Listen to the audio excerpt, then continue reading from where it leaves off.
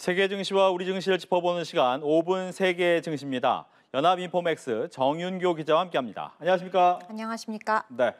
먼저 오늘은 우리 증시부터 살펴봐야 될 것 같은데요. 오늘 증시 상황 좀 정리해 볼까요? 네, 오늘 시장은 강보합을 보이다가 2,410선으로 올라섰습니다. 오늘 코스피는 전장 대비 0.26% 오른 2,410.02에, 코스닥은 1.04% 오른 779.46에 장을 마쳤습니다. 다만 미국 증시가 노동절로 휴장하고 우리 시장이 숨고르기에 들어가면서 등락을 반복하다가 4거래일 만에 소폭 회복세를 보인 것으로 풀이됐습니다. 오늘 코스피 거래대금은 2020년 1월 7일 이후 가장 낮은 5조 3,400억 원 가량이었습니다. 투자 주체별로 보면 외국인과 기관은 팔아치웠지만 개인이 사들이면서 지수를 방어했고요. 종목별로는 한화솔루션 등 태양광주가 수요 증가 기대에 크게 올랐습니다. 러시아가 유럽 가스 공급을 중단하고 오펙 플러스가 내달 원유 생산을 줄이기로 하면서 석유가스주도 강세를 보였습니다. 네. 이제 원달러 환율이 오늘도 연고점을 갱신했는데 그래도 주식시장 잘 버텼다 이렇게 봐야 되겠네요. 네, 그렇습니다. 오늘 외환시장에서 원달러 환율은 어제보다 30전 오른 1,371원 70전으로 마감했습니다. 종가 기준으로 2009년 4월 1일 이후 최고치고 5거래일 연속 연고점을 갈아치운 겁니다.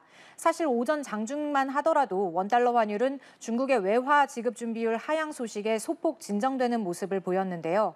미국의 고강도 긴축에 대한 우려로 결국 상승세를 재개했습니다. 오전에 환율 부담이 축소됐을 때는 주가도 상승폭을 확대하는 듯 했지만 다시 환율이 오르면서 증시에 부담을 줬습니다. 다만 개인의 매수세에 힘입어 강보합으로 장을 마쳤고요. 또 오늘 중국과 일본, 대만 등 아시아 주요국 증시도 동반 상승하면서 우리 시장의 투자 심리를 북돋아줬습니다. 네. 이제 세계 시장으로 좀 돌려봐야 될 텐데 유럽 쪽 상황이 좀 심상치가 않아요. 러시아가 유럽으로 가는 가스관을 잠그면서 경제 우려가 좀 커진 상태죠. 네, 그렇습니다. 러시아가 유럽행 가스관을 통한 가스 공급을 아예 중단하면서 간밤 독일을 위주로 유럽 주요국 주가가 타격을 받았는데요. 주가는 크게 급락해서 출발했지만 장중에 낙폭을 일부 회복하는 흐름도 보이면서 관련 충격을 비교적 잘 버텼다는 평가도 나옵니다. 반면 외환시장에서 유로화 환율은 유로당 0.9876달러까지 고꾸라지면서 2002년 12월 이후 20년 만에 가장 낮은 수준을 기록했습니다. 이제 시장의 최대 관심사 중 하나는 우리 시각으로 목요일 밤에 있을 유럽중앙은행의 기준금리 결정입니다.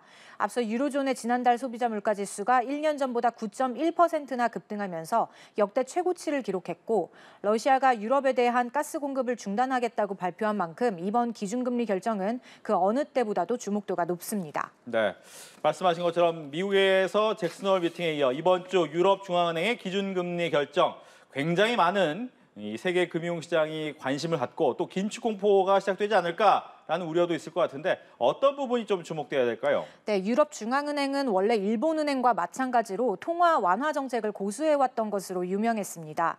하지만 최근 물가가 계속 치솟으면서 지난달에 0.5%포인트 금리 인상을 단행하고 11년 만에 처음으로 금리를 올렸습니다.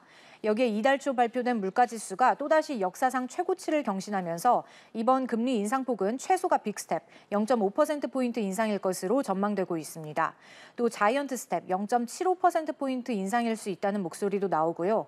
ECB가 큰 폭의 금리 인상에 나설 경우 유로화 가치를 끌어올리면서 달러 초강세 현상은 다소 완화될 수 있을 것으로 기대되고 있습니다.